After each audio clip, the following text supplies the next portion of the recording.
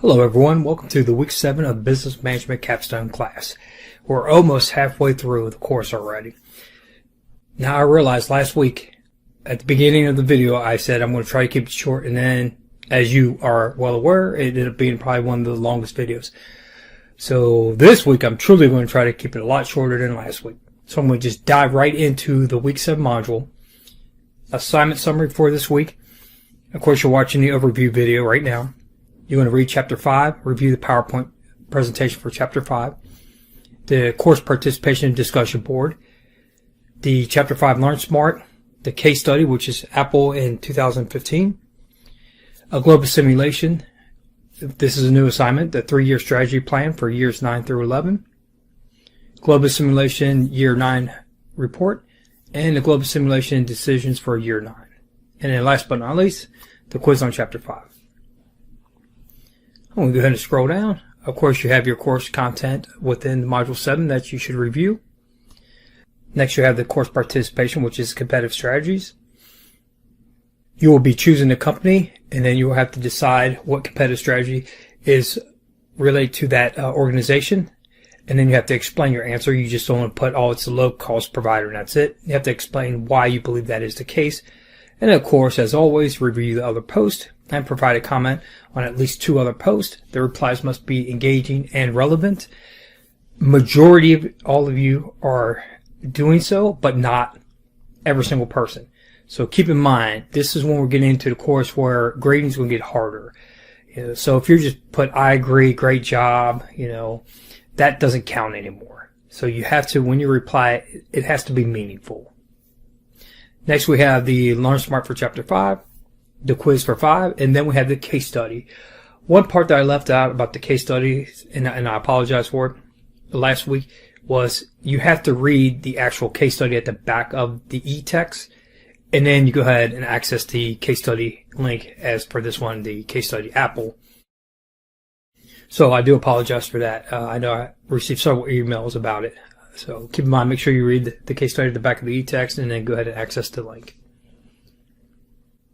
Next, we have the new assignment. So you have not completed an assignment like this so far within the course. This is the Global Simulation 3-year strategic plan.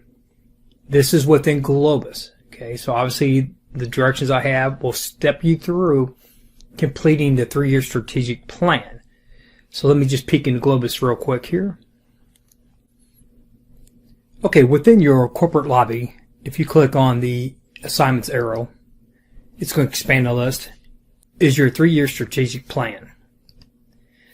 This is where you're going to be actually completing the assignment. You're going to be doing a 3-year strategic plan for years 9 through 11.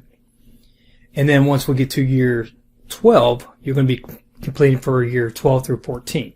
So currently you're going to be doing it from 9 through 11 and then down the road, 12 through 14. If you take the time and you review the directions for this assignment, it's going to be straightforward and you should do very well because we're already going into year 9. So you should have a great handle on Globus and also your strategy for your company by now. To me, the importance of this assignment is to make you look in the future of how your company can grow. So let's jump back to Blackboard. Okay, so the other assignments that we have is the year 9 report. Everyone's familiar with reports, so I'm not going to go on and on. Majority of the companies are just knocking out the ballpark. With that said, make sure you're mixing up the format. I don't want to see the same format every week here. Same cover page, the same data, so make sure you're spending time on it. And some of you who are 90-minute close, keep in mind I'm going to start grading even harder on you because by now you should know what I'm looking for. I always make comments. If you disagree with the comments or if you have a question about any of the comments, please reach out to me. That's what I'm here for. Last but not least is the year 9 decisions. As you can see, the Globus assignments, I put them in order, and this would be my preference, not the order you have to complete it in. The strategic plan first, then the year 9 report, and then the decisions. If you go in that order, the decisions should be easy because you already know what you're looking to do based on the strategic plan and the year 9 report. So that would be my preference, but you can complete the assignments any which way you want. Let's go ahead and jump into Globus and look at the outcome from year 8. Here we have year 8 scoreboard. As you can see, the competition is tight. Great job, everyone. The only company that I have a little bit concerns for right now is Company C, Cosmic Capture at 88. But if you notice, everyone being Company F, they're at 107, leading the charge. But Company E is only 3 points behind them at 104. Then you got Company D at 102, A and B at 101, and Company G at 97. So everyone's right there. If you see the change from year 7, the Company F had a +1.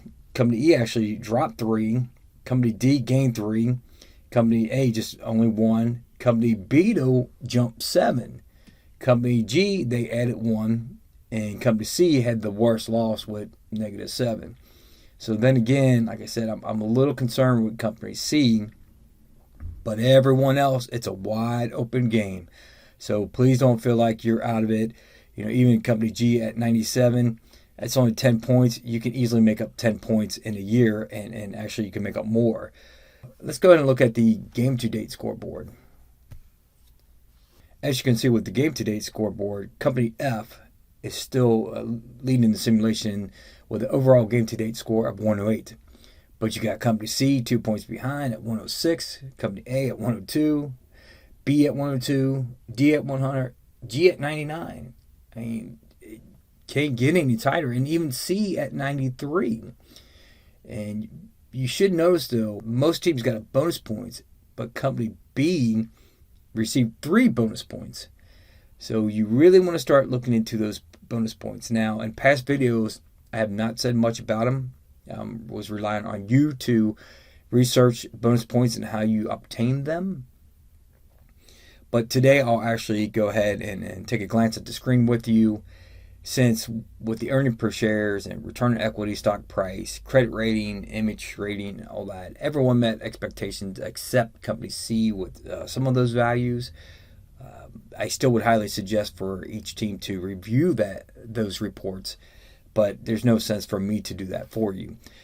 So let's go ahead and look at bonus points awards. And then again, before I start reviewing the screen, make sure you're reviewing all these different pages, these 7 pages of reports. Every year you should be, not just this year or certain years. Every year you should be reviewing these reports, just like you should be reviewing the competitive intelligence reports. That's the only way you know what your competition is doing. So if we look at the bonus points awards, okay, so the Bullseye Award, if you notice here, it says 1 bonus point awarded to the company's game-to-date score when actual performance on total revenue and earnings per share varied by no more than 5% from projected performance, and the image rating varies by no more than 4 points projected image rating.